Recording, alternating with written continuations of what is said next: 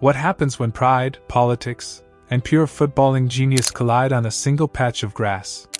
The answer is a spectacle that stops nations. A fixture that divides households and defines legacies. This isn't just a football match. This is El Clásico. Real Madrid versus FC Barcelona. A rivalry that burns brighter, deeper, and with more passion than any other in the world of sports. For over a century, this has been more than just 90 minutes. It's a war of ideologies, a battle for the very soul of a nation, played out by some of the greatest players to ever grace the pitch. Today, we dive into the history, the heroes, and the eternal flame that makes El Clásico the greatest show on earth. To understand El Clásico, you have to go back. Way back to the early 20th century. This rivalry was born not just from sport, but from a deep-seated political and cultural conflict. On one side, Real Madrid.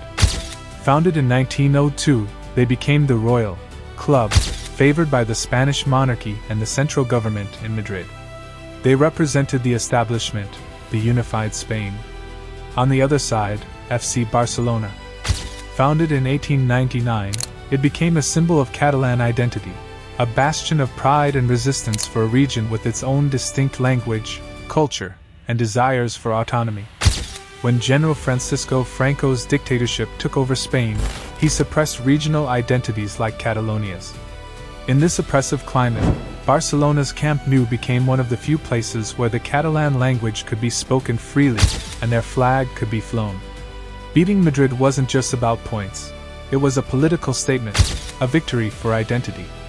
Real Madrid, whether fairly or not, was seen as the regime's team.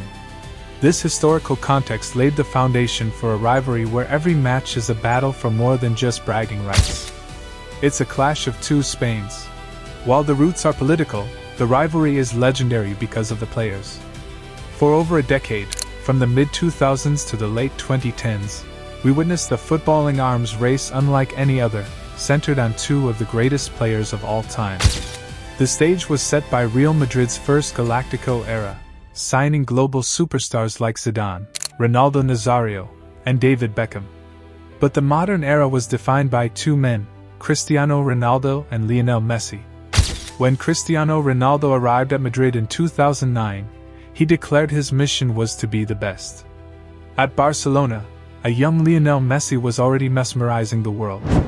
What followed was a decade of pure, unadulterated footballing magic. We saw Messi, the diminutive genius, weaving through Madrid's defense with impossible dribbles, scoring a hat-trick, or that iconic goal where he silenced the Bernabeu by holding his shirt aloft.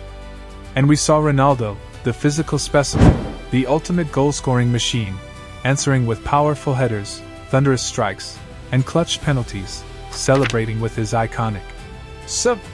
It wasn't just about them. It was about the teams they led. Barcelona, under Pep Guardiola, played a hypnotic style of tiki-taka football, a symphony of short passes and relentless possession, with masters like Xavi and Iniesta pulling the strings. Real Madrid, fierce and direct, built a counter-attacking juggernaut. The clashes between Guardiola's Barcelona and José Mourinho's Real Madrid were as much a tactical chess match between two brilliant, clashing minds as they were a battle between players. Messi and Ronaldo pushed each other to superhuman heights, breaking record after record, with El Clásico as their ultimate proving ground. This era gave us some of the most technically brilliant and emotionally charged matches in football history. El Clásico is built on moments that are etched into football folklore forever. These are the incidents that add layers to the legend. In 2000, Luis Figo, Barcelona's beloved captain, made a controversial world record move to their arch-rivals, Real Madrid. When he returned to the Camp Nou, the reception was hellish. The stadium rained down insults, lighters, and even a pig's head onto the pitch. It was the ultimate betrayal, a moment that showed this rivalry was personal. Then there's the 5-0. In 2010, Pep Guardiola's Barcelona delivered what many call the greatest team performance in history, dismantling José Mourinho's Real Madrid 5-0 at the Camp Nou. It was a masterclass in possession and humiliation, a statement that Barcelona's philosophy was untouchable. And who can forget the 11-1 No, not a scoreline, but the aggregate from 1943. After losing the first leg 3-1, Real Madrid won the second leg 11-1 under highly controversial and politically charged circumstances, a result that remains a painful, shadowy part of Barca's history. These moments, the betrayal, the mastery, the controversy, are the chapters that make the El Clásico story so rich and enduring. The era of Messi and Ronaldo is over. They have left a void that seems impossible to fill.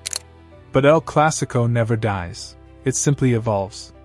A new generation has taken up the mantle. For Real Madrid, the torch has been passed to Brazilian wonderkid Vinicius Jr, a dazzling dribbler, and English superstar Jude Bellingham, who has taken La Liga by storm with his clutch goals and commanding presence. Barcelona, after a period of financial struggle, is building around their own prodigies, Pedri and Gavi, two midfielders who embody the technical spirit of Xavi and Iniesta, and the goal-scoring prowess of Robert Lewandowski. The stakes are still the same: La Liga titles, Champions League glory, and that insatiable desire to be the best in Spain. The names on the jerseys change, but the weight of the badge remains. The pressure from the stands, the history, the demand for victory, it's all still there. The war continues, just with new soldiers. But El Clásico isn't just Spain's story anymore, it belongs to the world. From Karachi to Cairo, from London to Los Angeles, millions tune in no matter the time zone. Streets fall silent, cafes fill up, and social media explodes with every pass, every goal, every controversy. The rivalry has transcended football, it's a cultural phenomenon. Kids wear Messi or Ronaldo shirts without ever visiting Camp Nou or the Bernabeu. The match unites and divides fans in equal measure, reminding us why we fell in love with football in the first place. Because El Clásico isn't played on grass alone, it's played in hearts around the world. So, what is El Clásico? It is history. It is politics. It is art versus power. It is Messi versus Ronaldo. It is Vinicius versus Araujo. It is a feeling that courses through the veins of Madrid and Barcelona. It's a game that can make a hero or a villain in a single moment. It is, without a doubt, the greatest rivalry in football. Because when the world stops to watch, you know you're not just witnessing a match. You're witnessing a legacy. What's your favorite El Clásico moment? Was it a specific goal, a save, a dribble? Let us know in the comments below. Don't forget to like, subscribe, and hit that notification bell so you never miss our next deep dive into the world of football. Thanks for watching.